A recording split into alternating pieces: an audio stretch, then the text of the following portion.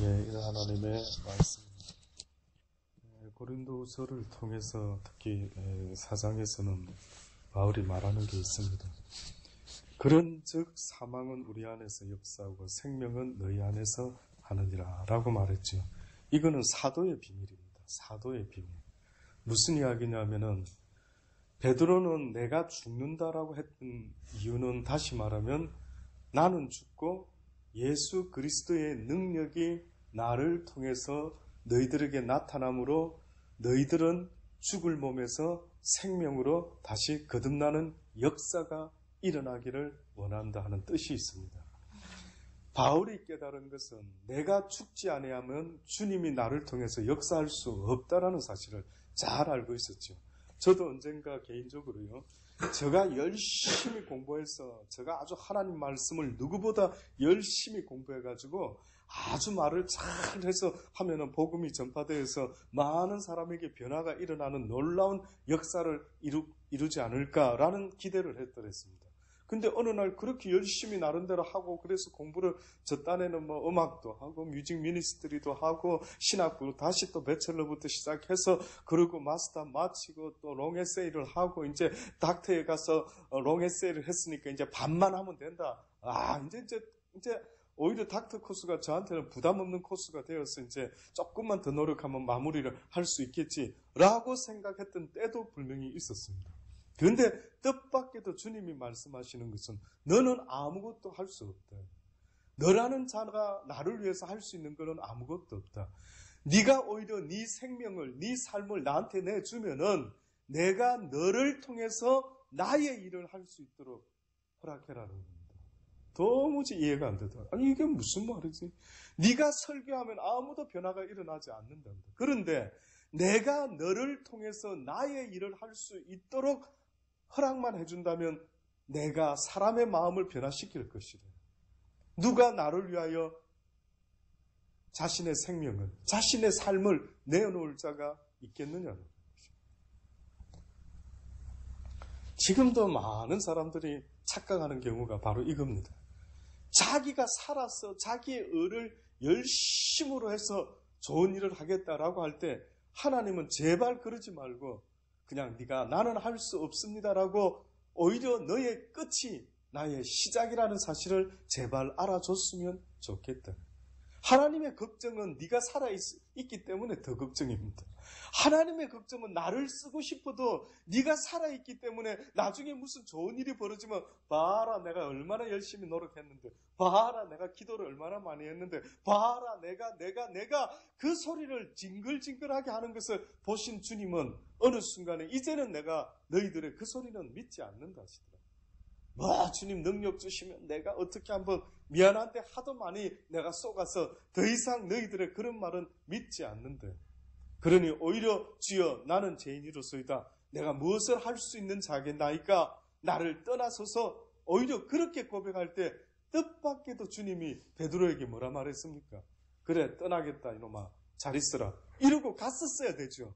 그런데 떠나라고 하는 베드로를 왜 붙잡으시면서 하시는 말씀이 이제 네가 그걸 알았으니 내가 너를 쓰겠다.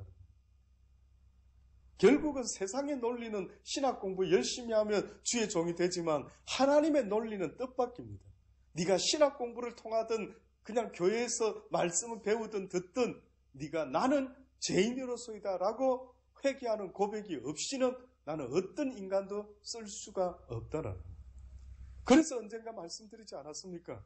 회개하지 못한 인간의 모습을 성경이 뭐라고 비유를 했느냐면 내가 너희들에게 회개하라 전했는데 회개치 못했다라고 안타깝게 말씀하시면서 오히려 소돔과 고모라 성보다도 더 악한 그런 니느웨 성 사람은 오히려 듣고 회개를 했는데 너희들은 오히려 소돔과 고모라보다도 더 악한 자의 모습으로 그러고 있다라고 지적하지 않습니까?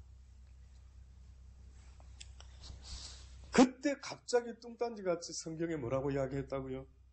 한 예를 드는데 예수님이 웬 귀신 들린 자를 내쫓았다라는 거예요. 귀신이 쫓겨나가지고 물이 없는 곳 쉴 곳을 쫓아다녔는데 물이 없다라는 건 무슨 말인지 아십니까? 하나님의 역사하심이 없는 곳을 아마 찾으려고 했는데 그 당시 때 예수 그리스도를 통한 그 임재의 역사가 그 온 땅에 아마 굉장히 강한 파워로 하나님의 때가 충만했던 것 같습니다. 그래서 너희가 그전까지는 보지 못했기 때문에 너희가 무슨 말을 했겠지만 이제는 내가 육신을 입고 인카네이션해서 이 땅에 지금 왔다라고 할 때 이때부터는 사단은 이제 겁먹기 시작했던 거죠.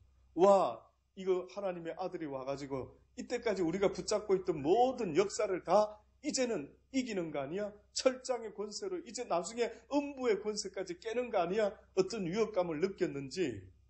근데 뜻밖에도 주님이 귀신을 내쫓았는데 이 귀신이 쉴 곳이 없어서 돌아다니다가 다시 돌아와 보니까 뭐라고 성경에 말합니까? 와, 깨끗이 청소되었구나. 기분 좋은데 내가 살기에 딱 좋아. 라고 들어왔더니만 그 사람의 형편이 처음보다 나중에 더 악해졌다라고 그렇게 말하죠.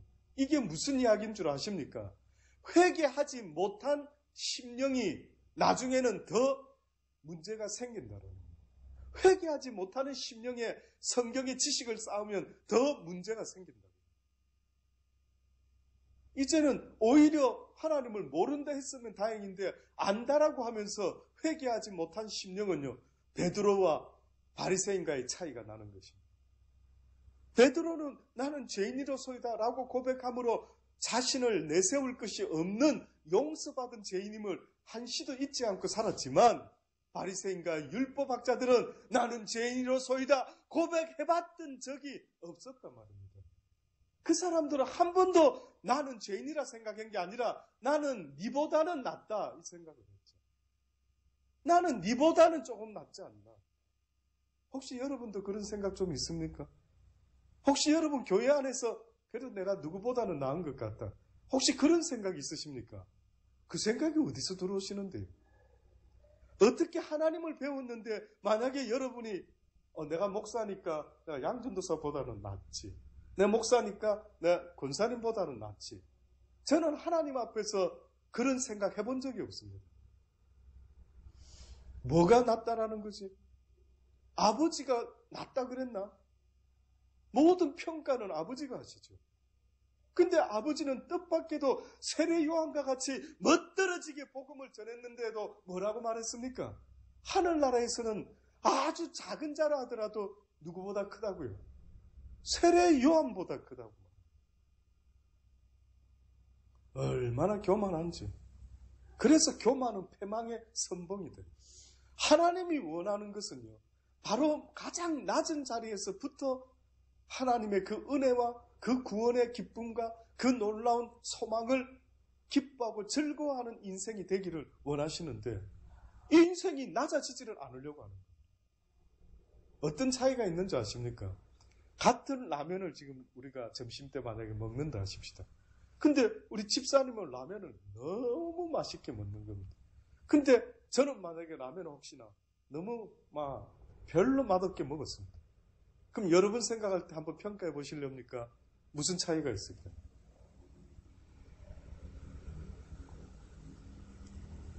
원래 최 집사님은 먹는 걸 좋아해가지고 라면이든 군밤이든 군고구마든 닥치는 대로 그분은 무조건 먹는 걸 다 좋아합니다. 그렇습니까?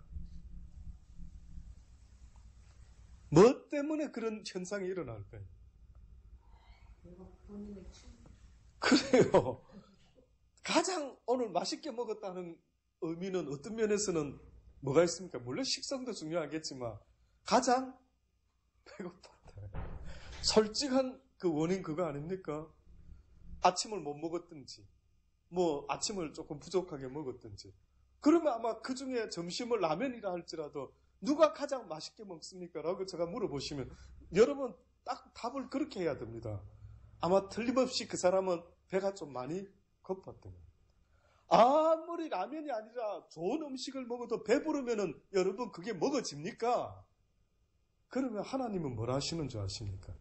너희가 육신의 음식을 먹을 때도 그와 마찬가지로 그러는 것처럼 하나님의 은혜와 하나님의 사랑과 그 다음에 그 크신 주의 나라에 이제 임하게 될 때 그 기쁨과 즐거움이 누가 더 클 수밖에 없느냐 하면은 내가 육신 가운데 죄인임을 고백하는 그 자에게 하나님의 은혜는 갑절로 임할 수밖에 없는 것입니다.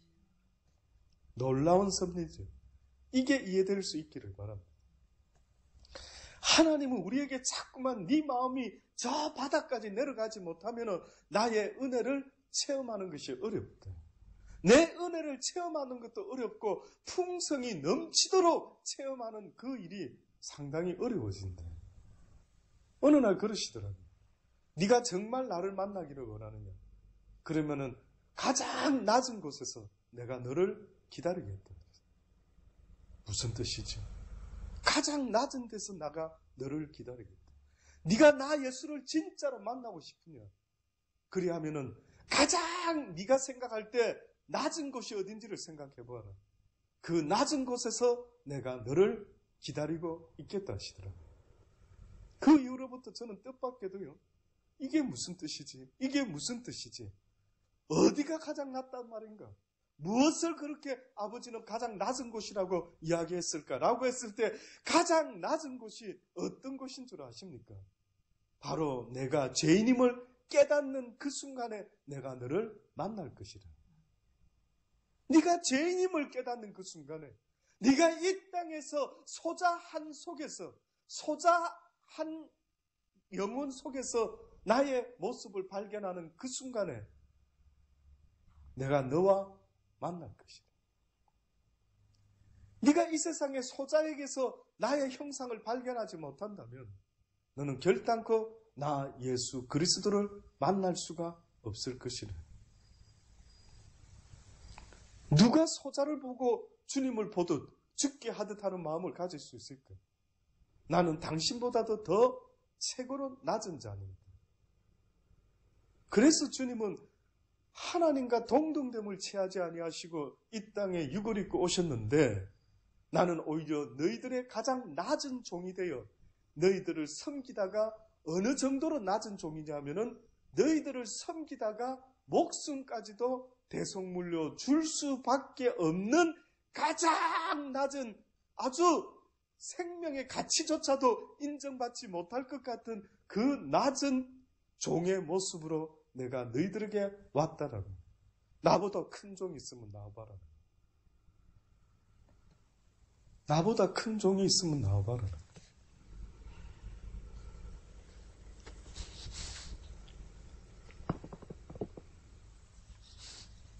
그래서 바울은 그런즉 사망은 우리 안에서 역사하고 생명은 너희 안에서 하는. 바로 내가 그런 고백 잊지 못하면 주님이 나를 통해서 역사하실 수 없는 걸 너무 잘 알고 있었어요.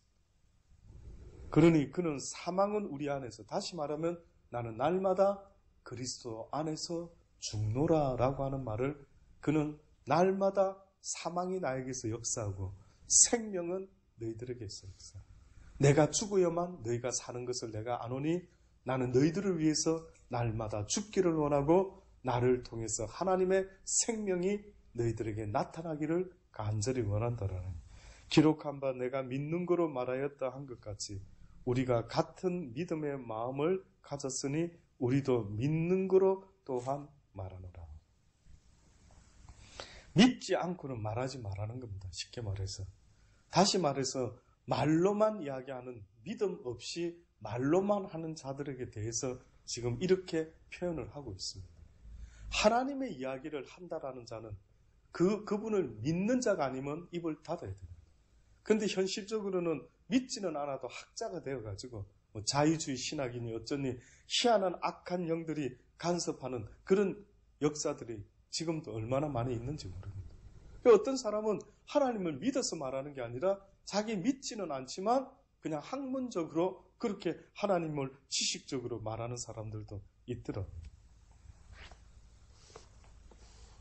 주 예수를 다시 살리시니가 예수와 함께 우리도 다시 살리사 너희와 함께 그 앞에 서게 하실 줄을 아노니 모든 것을 위하여 하는 것은 은혜가 많은 사람의 감사함으로 말미암아 더하여 넘쳐서 하나님께 영광을 돌리게 하려 함이라. 예수 그리스도 하나님의 은혜가 많은 사람에게 무엇함으로 말미암아 더하여 넘치기를 바랬고 또한 그 넘치는 것이 곧 하나님께 영광을 돌리게 되는 것이다 라고 말했는데 그것은 바로 감사함으로 결국 감사하는 마음으로 하나님의 은혜를 받는 자에게는요, 이 감사로 말미암아 그 은혜가 더욱더 커진다라고 하는 비밀을 이야기합니다. 하나님의 은혜가 누구에게 차고 넘치냐 하면은 그 은혜를 받을 때에 감사함으로 받는지.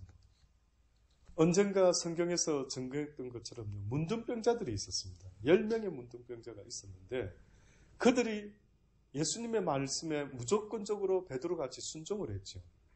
어느 날 베드로가 생각할 때에 하루 밤새도록 그물을 던져서 물고기를 잡지 못했는데 주님이 오셔가지고 말씀을 전하고 나서 베드로야 깊은 데로 가서 그물을 던지자라고 했을 때 베드로의 이성 속에서, 베드로의 자아 속에서는 내가 조금 전까지도 밤새도록 물고기를 잡아보려고 애를 썼는데도 불구하고 한 마리도 잡지 못했는데 주께서 가자라고 하시니까 내가 순종함으로 가서 그물을 던지겠다라고 하고 가지 않습니까?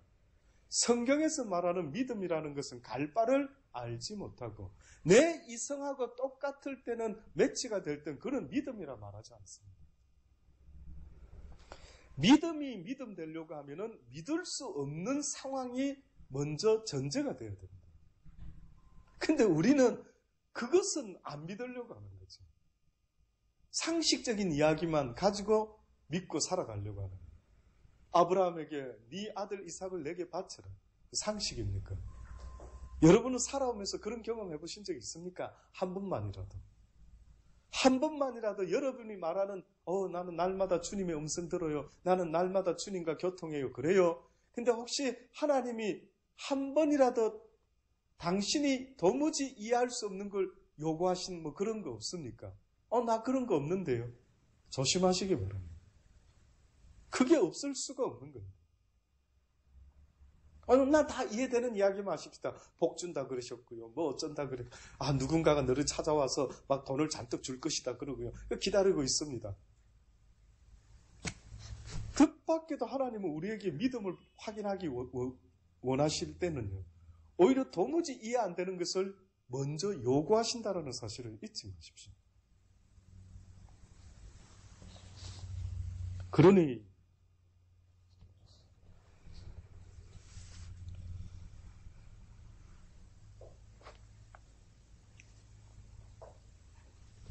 그러므로 우리가 낙심하지 아니하노니 겉사람은 후퇴하나 우리의 속은 날로 새롭도다. 그 하나님께 은혜를 감사함으로 받는 자에게는 차고 넘칠 뿐만 아니라 그것이 바로 하나님께 영광을 돌린다. 그 문둥병 이야기를 하려고 했더랬죠. 문둥병자 중에 다 그 베드로와 같이 어떻게 했습니까? 순종을 했죠. 다 제사장한테 보이라. 근데 제사장한테 딱 보였는데 그때까지 문둥병이 있으면 어떻게 됩니까? 유대인의 법에 여러분 아십니까? 만약에 여러분이 생각할 때 문둥병자인데 이 녀석이 돌아다니면서 제사장한테까지 찾아와가지고 나 문둥병 아닌데요 하고 쭉 보였는데 문둥병이 있었습니다. 그럼 그 사람은 어찌 될까요? 근데 돌에 맞아 죽습니다. 한마디로. 돌에 맞아 죽습니다. 배너 영화 보셨죠? 문둥병 그 구역을 벗어나려고 했을 때 막 저 문둥병자다 하니까 전 유대인들이 돌멩이 들고 던지지 않습니까? 그러면은 그 문둥병자들이 예수님의 말씀을 듣고 가라 해서 제사장한테 보이라 할 때 그들이 행했던 모습은 무엇을 가지고 움직였던 것입니까? 말씀에 대한 그 믿음이 있었기 때문에 저분이 가라 한다면 이유가 있다. 가서 비록 죽는 한이 있더라도 가자. 자, 그럼 가긴 갔죠. 그런데 가는 길 도중에 어떤 일이 벌어졌습니까? 모두가 나섰습니다. 그때에 예수님께 돌아와가지고 정말로 무릎을 꿇고 감사합니다라고 했던 사람은 몇 명이었어요? 한 명이 돌아왔습니다. 그때 주님이 뭐라고 물어봤는데 기억나십니까? 뜻밖의 다른 사람은 어디 갔느냐? 결국은 그 감사로 인해서요, 그 사람의 육만 나선 것이 아니라 그 사람의 영혼까지도 구원을 받을 수가 있었던 것입니다. 그러니 기독교인의 삶 가운데 정말 구원받은 기쁨을 늘 잊어먹지 않는다라는 것은 성경 말씀처럼 항상 뭐해라? 기뻐하라. 쉬지 말고 기도하라. 그리고 범사에 감사하라. 왜 항상 기뻐할 이유가 뭔데? 돈도 없는데. 왜 범사에 감사해야 되는데요? 뭐 감사할 일 별로 없는데. 완룸에 혼자서 살아가고 앉아있는데. 몸도 연약한데. 뭐가 감사하신데요? 그게 뭐가 기쁜, 그런데 왜 늘 맥 빠지고 다니시냐 이거죠. 늘 왜 그냥 웃지도 않고 별로. 웃는 것보다는 그냥 그러고 있는 때가 더 많다 이거예요. 솔직하지 않습니까? 그래서 저도 늘 지금까지 저 숙제는 그겁니다. 항상 기뻐하라. 범사에 감사해. 이거는 제가 주문처럼 외웁니다. 아버지요. 그 구원의 기쁨을, 예, 맞습니다. 구원받은 이 기쁨, 내가 세상에서 세상의 지식을 가진 게 아니라 하나님을 아는 이 지식을 가지고 이것을 사람들에게 전해줄 수 있는 이 지식을 가진 자, 맡은 자로서 이것 때문에라도 항상 기뻐하고 감사할 수 있어야 되는 가장 귀한 보물을 가진 자인데 왜 내가 감사하지 못하죠? 어찌하면 좋을까, 어찌하면 좋을까, 이 영혼야, 네 영혼이 왜 감사하지 못하느냐? 너는 도대체 무엇 때문에 감사하는데? 너는 무엇이 너를 그렇게 기쁘게 하는데? 세상에 무엇을 할 때 네가 그렇게 기쁜데? 네가 말씀을 알고 있지 않느냐? 하나님이 너에게 많은 것을 알려주지 않았느냐? 그런데 네가 무엇으로 인해서 더 기쁨을 찾고 무엇을 위해서 더 네가 감사하려고 그렇게 구하는 것이 있느냐라고 물어볼 때 아닌 게 맞거든요. 그런데 하박국 선지자가 부럽더라고요. 와, 그 마음 너무 부럽다. 어찌하면 하박국 선지자는 내 외양간에 소나 양이나 우양이나 어떤 아무것도 가난하기 짝이 없는 현실 앞에서, 그런데 그는 나를 구원하신 여호와 하나님의 그 구원의 기쁨으로 인하여 날마다 기뻐하고 내가 날마다 즐거워하고 내가 날마다 감사하는 이유가 그거다라고 말할 때 저는 그 마음이 너무 부럽더라고요. 와, 부럽다. 저 사람 너무 부럽다. 어떻게 하면 저렇게 되지? 어찌하면 주님의 구원의 기쁨으로 남들이 모르는 주님을 알고 있는 이것 하나만 가지고도 기뻐하고 감사할 수가 있어야 되는 게 맞지 않습니까? 그런데 우리는 전혀 그걸로 기쁘지는 않는 겁니다. 그걸로는 기쁘지는 않는 겁니다. 단지 주님을 아는 것으로 인해서 와서 기도할 때마다 내 필요를 들어달라고, 내 세상적인 것 좀 더 달라고, 이렇게 와가지고는 무슨 은행에다가 돈 맡겨놓은 것처럼 주님한테 뭐 주세요 라는 이야기만 계속하고 앉아있지, 주님을 알게 해주셔서 감사합니다. 이것이 나의 기쁨입니다. 나에게 영원한 소망이 있으니 얼마나 기쁜지 모릅니다. 주여, 오늘도 내가 그 소망과 그 기쁨 때문에 내가 오늘도 미소 짓고 오늘도 살아갈 힘과 용기가 나는 것 같습니다. 언제 여러분이 그런 적이 있었습니까? 예? 언제 그런 적이 그렇게 있었는데? 그래서 성경에 뭐라고 말합니까? 에베소 교회에게 요한계시록에 보니까 네가 첫사랑을 어디서 잃어버렸는지 제발 좀 돌아보라. 어? 네가 맨 처음에 하나님을 알았을 때 기뻤더냐? 그것을 왜 이제는 잊어먹었냐? 이제 어느 순간부터 교회 10년 다니고 20년 다니니까요, 교회 다니는 게 완전히 습관이 된 겁니다. 어느 순간에 결혼해서 그렇게 사랑한다라고 결혼해서 부부가 이제 되어가지고 살아가는데, 제가 시드니에서 야간반 신학교 학생들을 가르쳤던 때가 있었습니다. 나이 많은 분들이 더 많이 있었습니다. 그때 제가 이런 질문을 했죠. 혹시 결혼하신 분들 가운데 아직도 아내에 대한, 남편에 대한 사랑이 처음과 같은 분 혹시 있습니까? 물어봤죠. 아무 대답 안 하더라고요. 그러다가 나이 한 40대 된 어느 남자 집사님 웃더라고요. 그러시면서 뭐라는 줄 아십니까? 목사님, 누가 그 첫사랑, 그 사랑, 그 몇 년 동안 살면서 그거 가진 사람이 있습니까? 정으로 살지요. 그러더라고요. 정으로 살지요. 누가 사랑으로 삽니까? 슬프더라고요, 저는. 말은 맞는데, 인정하겠는데, 그렇게 말하는 그분의 얼굴 속에서요. 사랑이 뭐지요? 그게 뭐였습니까? 목사님, 사랑 지금 사랑하냐고요? 그 사랑이 가만 뭐였더라? 내가 왜 결혼했지? 잊어먹고 있더라. 내가 왜 이 사람하고 결혼했지? 그때 정 때문에 결혼했습니까?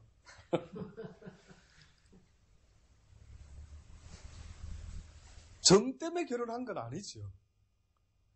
물론 권사님은 저한테 하도 쫓아다녀서 그러면 뭡니까? 쫓아다 사랑은 없는데 그때서 막 미운 정이 딱 들어버려가지고 하도 나를 좋다하니까 그냥 막 정 때문에 목사님 나는 결혼한 케이스입니다. 진짜입니까? 뭐 그런 분도 혹 있을런가 모르겠어요. 저는 그런 경험이 없어서. 그래도 그 순간만큼은 조금 눈에 뭐 씌어가지고 그래도 사랑할 수 있는 어떤 마음이 다른 사람에게 가지 않는 어떤 조그만한 사랑의 마음이 있었기 때문에 결혼한 거 아닙니까? 솔직히. 그게 솔직한 거 아닙니까? 맞습니까? 박 집사님? 아닙니까? 또 다른 제가 모르는 제3의 또 이유도 있는 사람도 있습니까? 얼떨결에. 아유, 참 놀랍습니다. 도대체. 밥해주고.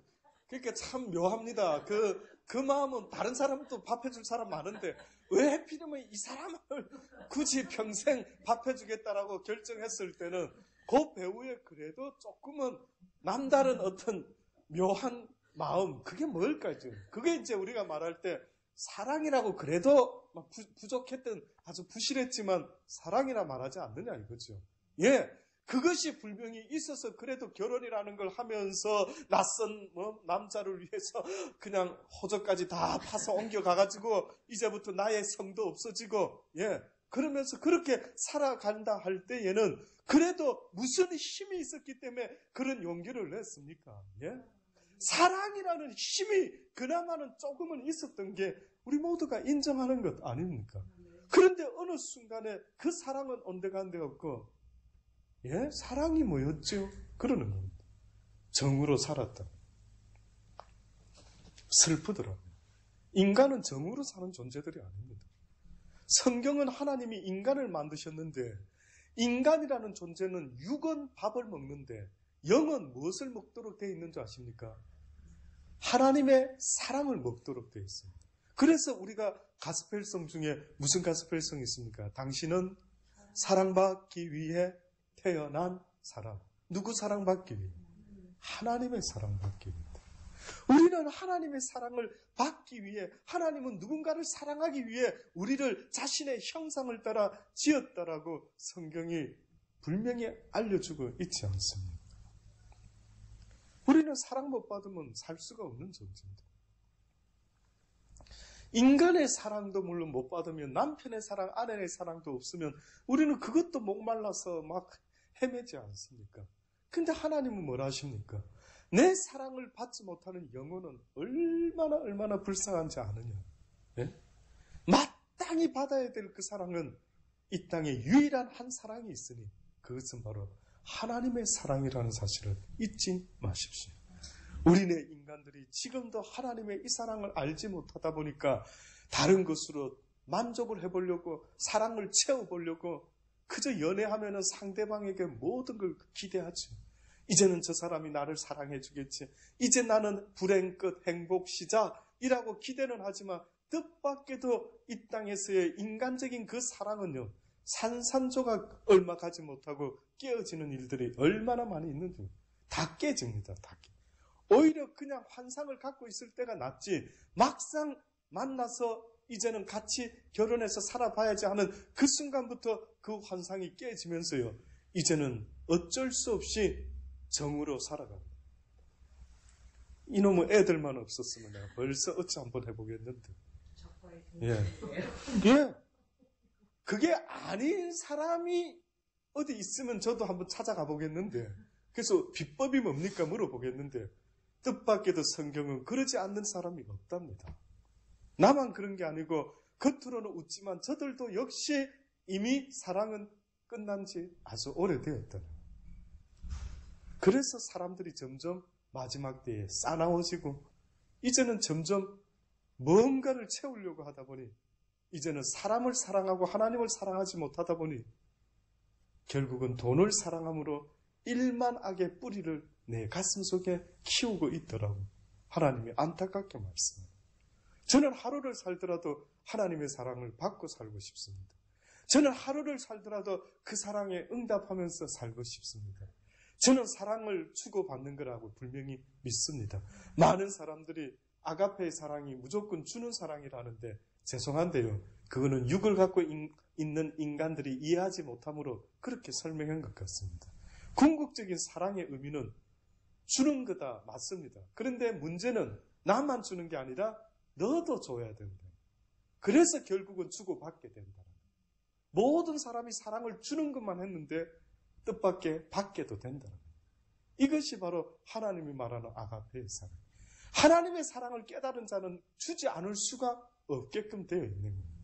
그러니 너희가 이 땅에서 어떤 빚도 지지 말되 사랑의 빚 외에는 아무런 빚도 지지 마라.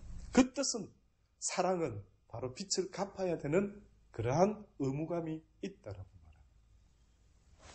저와 여러분은 그 사랑을 하나님께서 주시기 위해서 저 바닥에서부터 나를 다시 만나자라고 말씀한 것입니다. 그 사랑을 느낄 수 있는 사람, 그 은혜를 느낄 수 있는 사람은 아무나의 것이 아니라 바로 자신의 모습을 깨닫고 주님 앞에 모든 것을 부인하고 내려놓을 줄 아는 그 마음이 생기기 전까지는 결단코 그 은혜를, 그 사랑을 경험하기가 어려운 것입니다. 우리가 잠시 받는 환난의 이 경한 것이 지극히 크고 영원한 영광에 중한 것을 우리에게 이루게 합니다. 하나님이 때로는 고난과 어려움을 통해서 우리를 낮추는 그 의도하심이 뭐냐면은 바로 영원한 영광에 중한 것을 우리에게 어떻게 하기 위함이라? 이루게 하기 위함이라. 언젠가 지금 우리가 이렇게 살아가고는 있지만은요. 언젠가 이 믿음의 연단이 끝나는 그날 우리는 하나님 앞에서 차마 생각도 못하고 상상도 못했던 놀라운 그 은혜의 축복의 선물이 우리를 기다리고 있다라는 것을 성경은 분명히 약속하고 있습니다. 그래서 예수님도 바울도 비록 지금은 내가 이런 고난 가운데 있지만 내가 달려갈 길 다 달려간 이후에 내 인생 마침 이후에 나를 위하여 그 베푸실 그 놀라운 상을 기대하면서 내가 오늘도 이 어렵고 힘듦을 내가 극복하며 나아갈 것이다 라는 믿음의 고백을 하지 않습니까? 저와 여러분, 우리의 목적은 그것 말고 있을 수가 없습니다. 이렇게 그리스도 안에서 만난 저와 여러분이 이 땅에서 유일하게 해야 될 것이 있다면 서로 사랑으로 섬기며 살아가다가 언젠가 주님 앞에 설 수 있는 그러한 우리의 삶의 끝이 되기를 개인적으로 간절히 바라는 것입니다. 너희가 서로 사랑하면 세상 사람들이 너희가 내 제자인 것을 알게 될 것이라.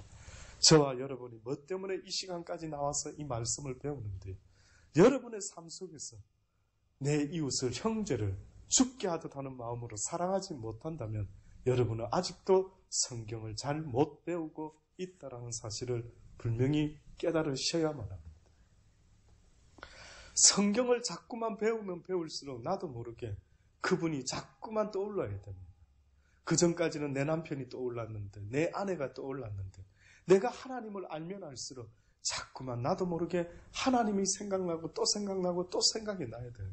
그래서 이제 하나님이 원하는 게 뭘까? 내 사랑하는 그가 나에게 원하는 것이 무엇일까? 라는 것을 고민하듯이 내 남편을 어찌하면 기쁘게 할까? 내 아내를 어찌하면 기쁘게 할까 하는 것처럼요. 나의 주님을 어떻게 하면 기쁘게 해드릴까라고 하는 그 마음이 생기지 못하는 한 여러분은 지금 큰 착각을 하고 있는 것입니다.